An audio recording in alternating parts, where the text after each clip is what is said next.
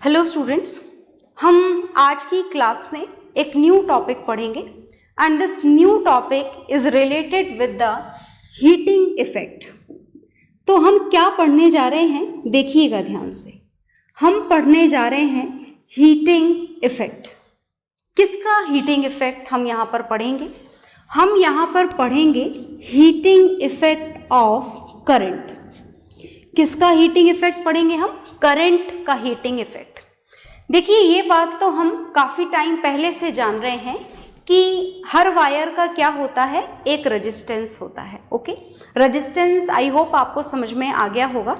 Resistance is the tendency of a wire which opposes the flow of current through it. Is it okay? That is known as resistance.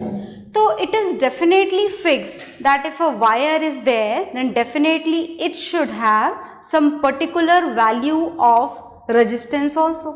Wire है तो आप wire का resistance जो है वो zero तो कर नहीं सकते, है ना।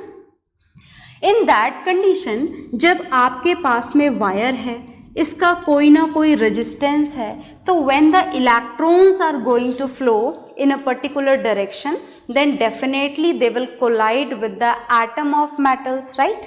तो जब वो एटम से कोलाइड होगा तो फ्रिक्शन होगा, और फ्रिक्शन होगा तो क्या प्रोड्यूस होगी? हीट प्रोड्यूस होगी। और ये तो हम बहुत अच्छे से जानते हैं, क्योंकि हमारे घरों में जितने भी अप्लायंसेस हैं, इलेक्ट्रिकल अप्लायंसेस, अगर आप उनको स्विच ऑन करते हो तो कुछ देर बाद वो गर्म हो जाते हैं, बिल्कुल गर्म हो जाते हैं। आप अपने मिक्सर ग्राइंडर का जार देखिए, आप उसको ऑन करते हो, थोड़ी देर तक घूमता है, गर्म हो जाता है। आपका टेलीविज़न आप देखिए, हाथ लगा करके थोड़ी देर बाद गर्म हो जाता है। इलेक्ट्रिक बल्ब, वो तो बना ही हीटिंग इफेक्ट के ऊपर बेस्ड है। Is it okay? इसका मतलब कि जितने भी इलेक्ट्रिकल अप्लायंसेस हैं, अगर आप इलेक्ट्रिकल अप्लायंसेस में से करंट पास कर रहे हो, इज इट ओके, तो in that condition heat will be produced, right. तो अब हमको आज की क्लास में ये जानना है कि हीट आखिर कितनी प्रोड्यूस होगी, है ना। तो हीट का अमाउंट हमको जानना है यहाँ पर। तो चलिए हम हीट का अमाउंट जानते हैं, और हीट का अमाउंट जानने के लिए हमको एक लॉ पढ़ना है। This is Joule's law of heating.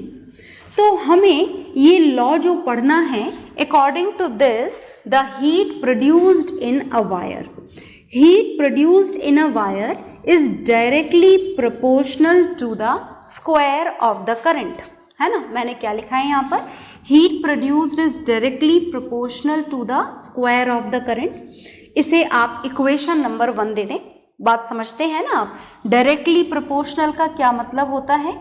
If the value of if the value of current increases, अगर करंट की वैल्यू बढ़ाई जाएगी सर्किट में 1 एम्पियर से 2 एम्पियर, 2 से 4, 4 से 6, और whatever the increment in the value of current is there, definitely it would be responsible for the increment in heat produced. Is it okay? तो जितना ज़्यादा करंट सप्लाई करोगे उतना ज़्यादा वायर हीटअप होगा, उतना ज़्यादा आपका इलेक्ट्रिकल अप्लायंस क्या हो जाएगा? हीटअप हो जाएगा, राइट। नेक्स्ट जो हमको देखना है कि आखिर और कौन कौन से फैक्टर्स हैं on which the value of this heat depends. So look here very carefully. This heat is also depends on the resistance of the wire, and how it depends? This heat produced is again directly proportional to the resistance। समझ गए ना? directly proportional का मतलब, directly proportional का मतलब if the value of resistance increases, heat also increases. If the value of resistance decreases, heat also decreases, right? अब हमको जानना है one more factor on which the value of this heat depends. So look here, listen to me very carefully. This third factor is, according to this third factor, this heat produced is directly proportional to T. अब ये T for temperature है क्या? No, not at all. Then what is this T here? Look here, listen to me again. This T is the time for, बहुत ध्यान से देखिएगा, this is the time for which current is flowing in the circuit. Is it okay? तो जितनी समझ गए ना आप इसका मतलब क्या लिखा हुआ है, ये दोबारा से पढ़ लेते हैं हम क्या लिखा हुआ है. This T is the time for which the current is flowing in the circuit. मतलब जैसे आपने 1 घंटे तक आपका टीवी चलाया तो कम गर्म होगा, 2 घंटे चलाओगे तो ज़्यादा गर्म होगा, 3 घंटे चलाओगे तो और ज़्यादा गर्म होगा. तो आ गई बात समझ में कि ये कौन सा टाइम है. This is the time for which current is flowing in the circuit, right. तो ये हमें मिली थर्ड फैक्टर के साथ में third equation. So now 3 factors are there finally on which the value of this produced heat depends, right? And each and every factor is here in front of you. And now we are going to combine these 3 equations, okay? तो अब हम क्या करने जा रहे हैं, इन तीनों equations को combine करने जा रहे हैं. So now by combining, ध्यान से देखिएगा, by combining equations 1, 2 and 3. Do you know how to combine the equations? It is very simple. Whatever is there in the left hand side, note it down exactly, and now write down all the factors which are present on the right hand side. These are I square R into T. सारे factor देखिए numerator में लिखे हुए हैं, तो as it is आपको numerator में note down कर देने हैं. This is I square R into T. तो ये तीनों फैक्टर के ऊपर कैसे डिपेंड करती है प्रोड्यूस्ड हीट, डायरेक्टली प्रोपोर्शनल. मतलब तीनों में से किसी भी फैक्टर को आप इंक्रीज करोगे तो हीट इंक्रीज होगी, किसी भी फैक्टर को आप डिक्रीज करोगे, वैल्यू कम करोगे तो प्रोड्यूस्ड हीट भी कम हो जाएगी. क्या हमें फॉर्मूला मिल गया? नहीं. ये फॉर्मूला इस प्रोपोर्शनैलिटी के साइन के साथ में कंप्लीट नहीं होता है. इस प्रोपोर्शनैलिटी के साइन को हमें किस में कन्वर्ट करना पड़ेगा? इक्वल टू के साइन में, राइट. तो देखिएगा ध्यान से, हम इस प्रोपोर्शनैलिटी के साइन को इक्वल टू के साइन में कन्वर्ट करेंगे. और आपको पता होगा कि ऐसा करने के लिए हमें कुछ करना पड़ता है. हमें राइट हैंड साइड में एक प्रोपोर्शनैलिटी कांस्टेंट लगाना पड़ता है. इस साइन को रिमूव करके इक्वल टू का साइन लगाने के लिए हमें राइट साइड में क्या लगाना पड़ेगा? Proportionality constant. और बहुत ही अच्छी बात है, लकीली यहाँ पर जो इस प्रोपोर्शनैलिटी कांस्टेंट की वैल्यू है दिस इज 1. तो हमारे फॉर्मूले में कांस्टेंट लगाने के बाद भी कोई चेंज नहीं होगा. It is going to be multiplied with 1, so no change will be there. Formula for the heat produced remain same, that H is equal to I square R T. So this is the Joule's law of heating. Everything is here in front of you. Note it down in your science registers, okay?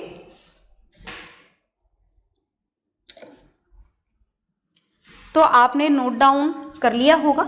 अब हम इसके बारे में कुछ और पढ़ेंगे.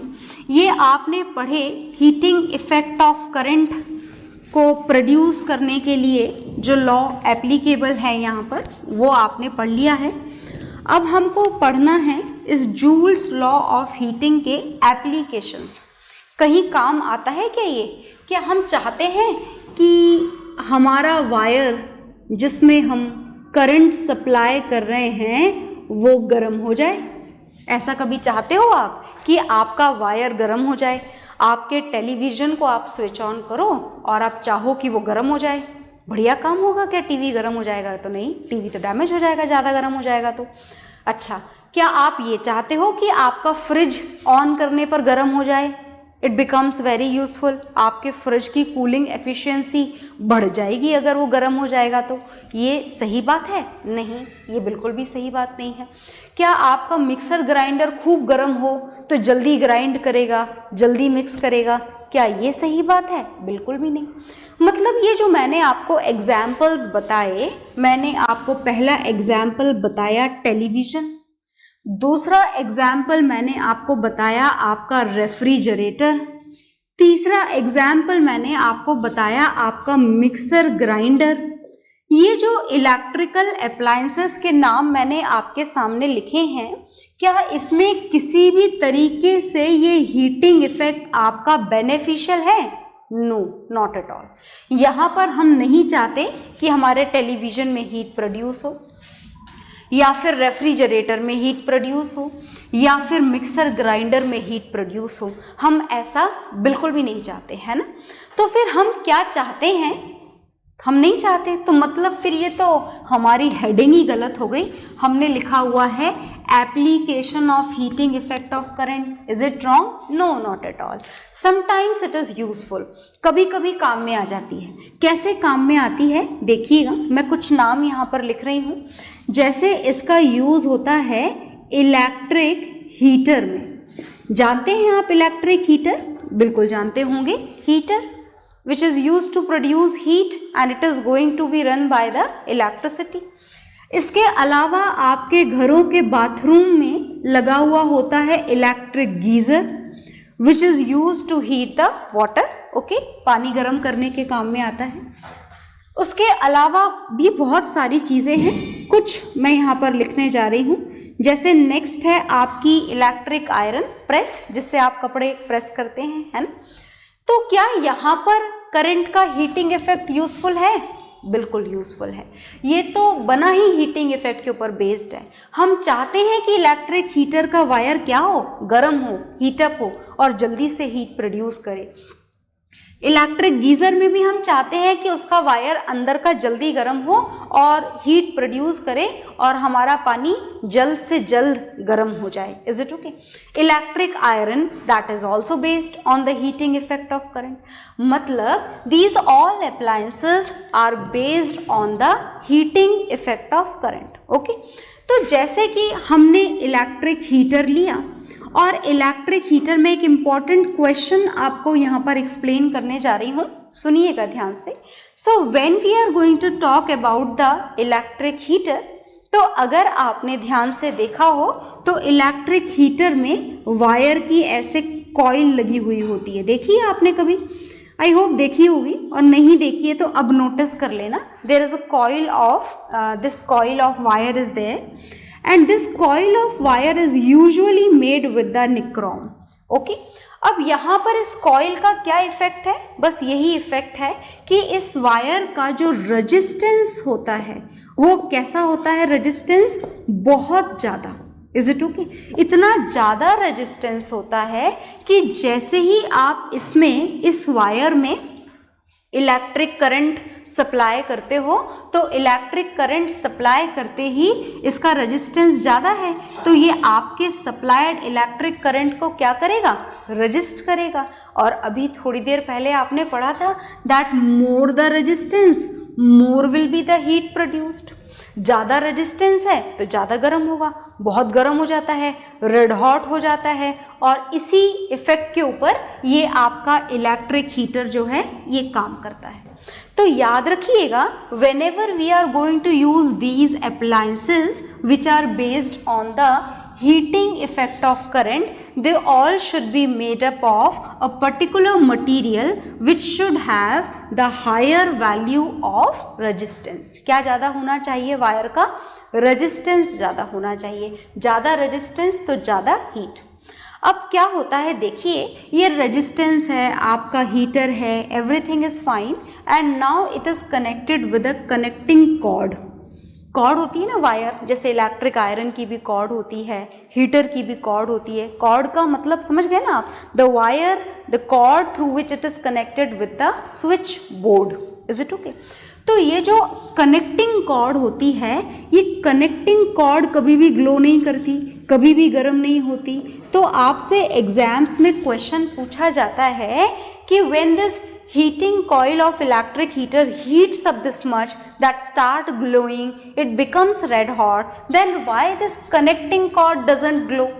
ये exam में बहुत ही यूजुअली क्वेश्चन पूछा जाता है कि जब ये हीटिंग कॉइल गर्म हो जाती है, गर्म होकर रेड हॉट होकर ग्लो करना शुरू कर देती है, then why does this connecting cord does not glow?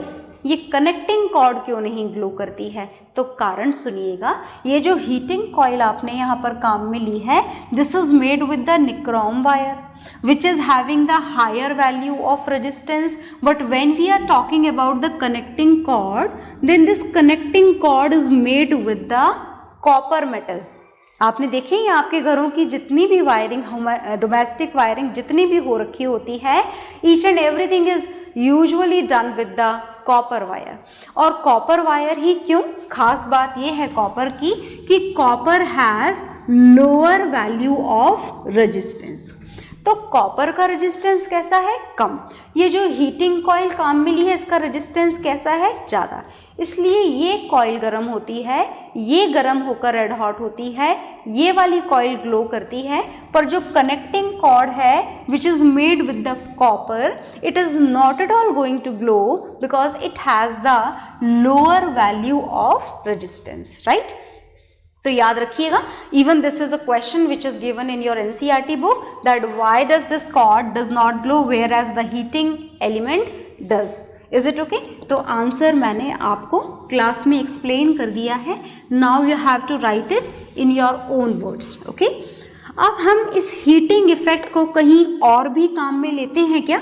Yes, हम इसको और भी जगह काम में लेते हैं। और कहाँ काम में लेते हैं heating effect of electric current को? सुनिएगा ध्यान से। हम इसको जो सेकेंड प्लेस है जहाँ हम इसे काम में लेने वाले हैं, दिस इज इलेक्ट्रिक बल्ब। बहुत ध्यान से सुनिएगा, इलेक्ट्रिक बल्ब। हालांकि वो बल्ब हम आजकल बहुत कम काम में लेते हैं, पर आई होप आपने देखा तो होगा, ये इलेक्ट्रिक बल्ब है ना, देखा है ना आपने इलेक्ट्रिक बल्ब, आपके नोट्स के फर्स्ट पेज पे भी बना हुआ है। ये जो इलेक्ट्रिक बल्ब है, this outer covering is made with the glass only, और अंदर इसके ये एक फिलामेंट वायर का पतला सा लगा हुआ होता है।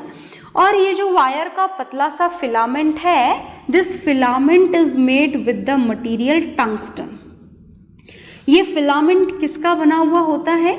ये फिलामेंट बना हुआ होता है टंगस्टन का। Tungsten is a metal, metal है ये टंगस्टन, और टंगस्टन मेटल का बना हुआ है। यहाँ पे भी जो कनेक्टिंग कॉर्ड है, फिलामेंट तो है टंगस्टन का ये पूरा का पूरा, पर whatever the connecting cord is there, तो कनेक्टिंग कॉर्ड तो आपको सोचना ही नहीं है, it is always made with the copper. जितने भी कनेक्टिंग वायर्स होते हैं, each and every wire is made with the copper metal because it has the lower value of resistance. Resistance की वैल्यू क्या हो जाती है? कम हो जाती है। तो ये जो टंगस्टन फिलामेंट आपने यहाँ पर काम में लिया हुआ है, ये टंगस्टन ही क्यों है ना? आपसे पूछा जाता है why we always use the tungsten filament to make this bulb, या फिर निक्रोम के लिए भी पूछा जा सकता है इलेक्ट्रिक हीटर के केस में। तो why this tungsten only use? So look here very carefully, this tungsten is used because it also has the higher value of resistance. क्या सिर्फ इतना बोलना काफ़ी है कि इसका रेजिस्टेंस ज़्यादा होता है इसीलिए काम में लेते हैं? ये कैसे काम करता है ये तो पता है ना आपको, मैं बताऊंगी अभी थोड़ी सी देर में, सुनना। एक्चुअली होता क्या है कि ये आपने करंट सप्लाई करा, किस में सप्लाई करा? ये बीच वाले फिलामेंट में। किसका बना हुआ है बीच वाला फिलामेंट? टंगस्टन मेटल का बना हुआ है। Is it okay? इसका क्या ज़्यादा है? टंगस्टन का रेजिस्टेंस ज़्यादा है, और रेजिस्टेंस ज़्यादा होने का मतलब क्या ज़्यादा प्रोड्यूस होगी? हीट। क्यों ज़्यादा प्रोड्यूस होगी heat? Because this heat is directly proportional to the resistance of the wire. So more the resistance more will be the heat, ज़्यादा हीट प्रोड्यूस होगी। ये टंगस्टन का फिलामेंट बिल्कुल गर्म हो जाएगा, बिल्कुल रेड हॉट है ना, एकदम गर्म हो जाएगा ये। और ये जो एकदम गर्म हो जाएगा, रेड हॉट हो जाएगा, तो रेड हॉट होने के बाद में ये जो गर्म हुआ है, इज इट ओके, कौन सी एनर्जी प्रोड्यूस हो गई है? Heat energy. बहुत गर्म हो गया है। कौन गर्म हुआ है? Filament of this bulb. किसका बना हुआ है? टंगस्टन का। क्यों गर्म हुआ है इतना जोर से? Because it has the higher value of resistance, and because of this red hot conversion of this filament, this heat energy will change into light energy. ये जो हीट एनर्जी है, जो गर्मी है, वो किस में चेंज हो जाएगी? वो रोशनी में चेंज हो जाएगी, लाइट एनर्जी में चेंज हो जाएगी, और आपके रूम में आपको क्या मिल जाएगी? लाइट मिल जाएगी। तो मैंने आपसे अभी थोड़ी देर पहले पूछा था कि क्या सिर्फ हाई रेजिस्टेंस होना काफ़ी है? Is it good? Is it enough? कि भाई आपके फिलामेंट का रेजिस्टेंस बहुत ज़्यादा है, तो ये बढ़िया बात है? बढ़िया बात तो है, जल्दी गर्म हो जाता है, लाइट एनर्जी मिल जाती है, पर क्या और भी कोई खास बात इसमें होनी चाहिए? यस, और भी कोई खास बात होनी चाहिए। और जो दूसरी खास बात इसकी है, that it has very high value of melting point. इस टंगस्टन का जो मेल्टिंग पॉइंट होता है वो कैसा होता है? बहुत ज़्यादा होना भी चाहिए, वरना क्या होगा? इतनी जोर से गर्म होगा तो पिघल जाएगा, और ये पिघल जाएगा तो ये देखो पिघलते क्या होगा? फिलामेंट टूट जाएगा, और फिलामेंट टूटने का मतलब समझते हो ना? अगर ये फिलामेंट टूट गया मतलब आपका बल्ब बेकार हो गया। बेकार होने का मतलब आपका बल्ब फ्यूज हो गया। आ गई ना बात समझ में? तो बल्ब तो फ्यूज हो गया, किसी काम का ही नहीं है। तो हमको यहाँ पर ऐसा फिलामेंट टंगस्टन काम में इसलिए लेना पड़ा क्योंकि इसका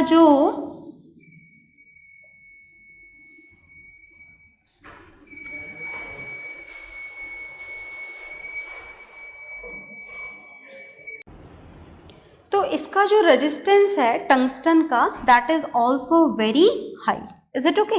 तो हायर रेजिस्टेंस के साथ साथ इसका मेल्टिंग पॉइंट भी क्या होना चाहिए? High. Is it so? Yes it is. It has very higher value of melting point which is more than 3000 degree Celsius. बहुत ज़्यादा होता है, तो ये इतनी आसानी से पिघलता नहीं है, और पिघलता नहीं है मतलब वायर फ्यूज नहीं होता है। Is it okay? तो ये इसकी दूसरी खास बात है। इसके बाद अब हम करेंगे एक क्वेश्चन, देखिएगा मैं यहाँ से इसको रफ कर रही हूँ। हीटिंग इफेक्ट हमारा ख़त्म हो गया है, और हीटिंग इफेक्ट के साथ साथ हमारा चैप्टर भी थ्योरेटिकली ख़त्म हो गया है।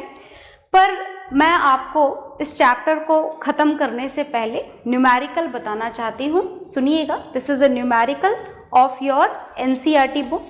So book is here with me, book मेरे पास में है, आपके पास में भी होगी definitely.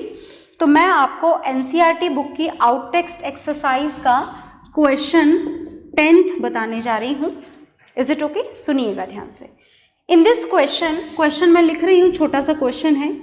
According to this, how many 176 ohm resistors, how many 176 ohm resistors in parallel कौन से कॉम्बिनेशन में कनेक्ट करना है? पैरेलल कॉम्बिनेशन में। आर रिक्वायर्ड टू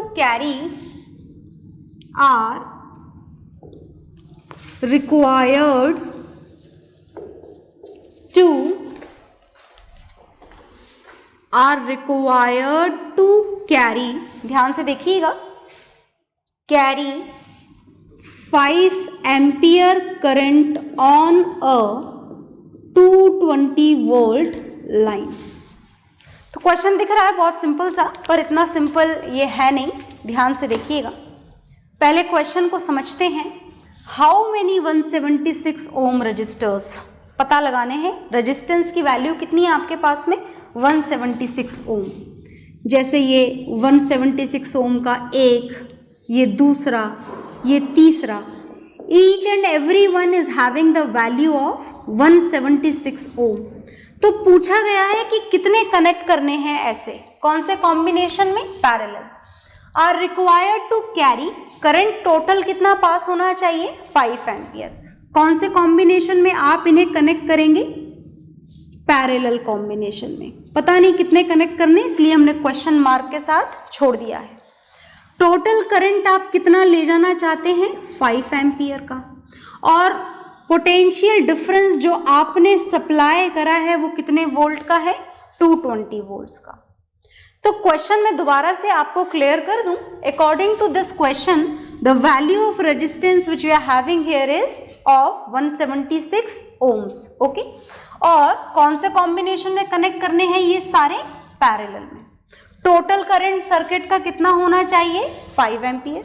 और टोटल वोल्टेज कितना सप्लाई किया जा रहा है 220 volt. So look here very carefully, हम पहले सर्किट का टोटल रेजिस्टेंस कैलकुलेट कर लेते हैं। ओके, तो देखिएगा कि टोटल रेजिस्टेंस कैसे कैलकुलेट किया जाता है।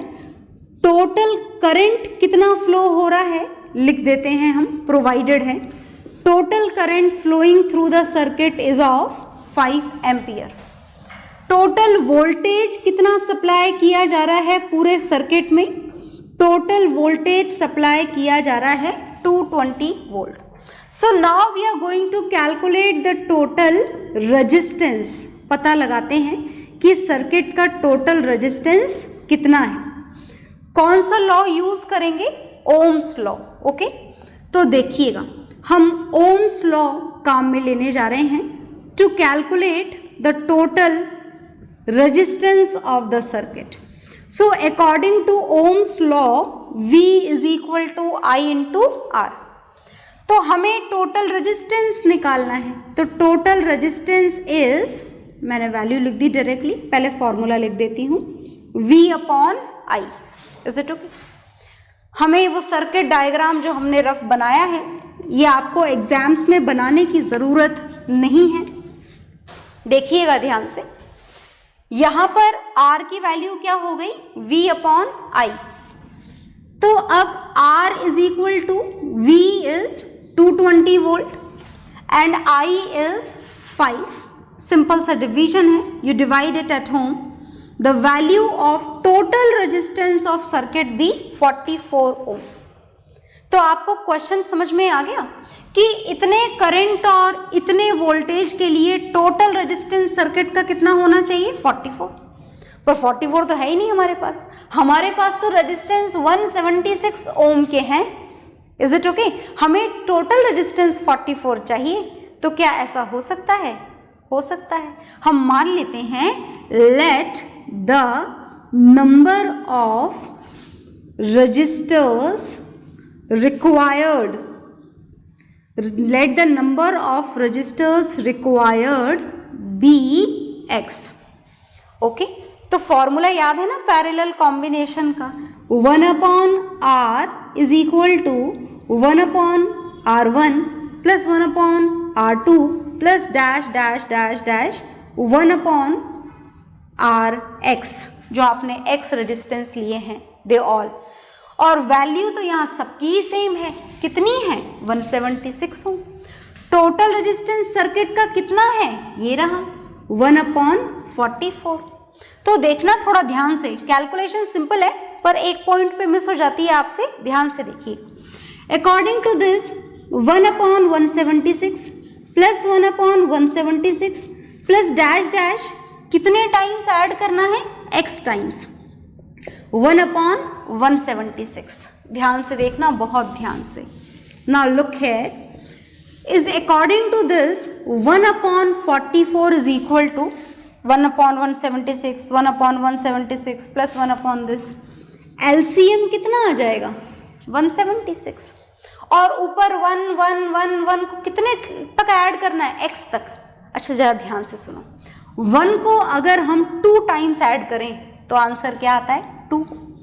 इसी 1 को अगर हम 3 टाइम्स ऐड करें तो आंसर क्या आता है 3, है ना। और 100 टाइम्स ऐड करें तो 100। पर हम यहाँ पर कितने टाइम्स ऐड करेंगे, x टाइम्स। मतलब जब 1 को आप x टाइम्स ऐड करोगे तो आपको आंसर क्या मिलेगा, x।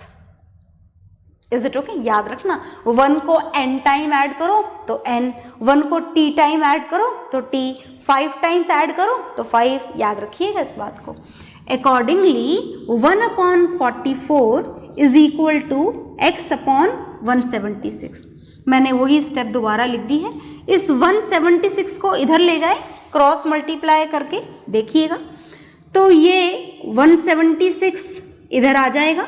चेक कर लीजिए, कोई डाउट तो नहीं है, नहीं होगा, आई होप आपको डाउट। देखिएगा अब आपको ये x निकालने के लिए 176 को 44 से डिवाइड करना पड़ेगा, और डिवाइड करेंगे तो x की वैल्यू कितनी आ जाएगी, x की वैल्यू आ जाएगी 4।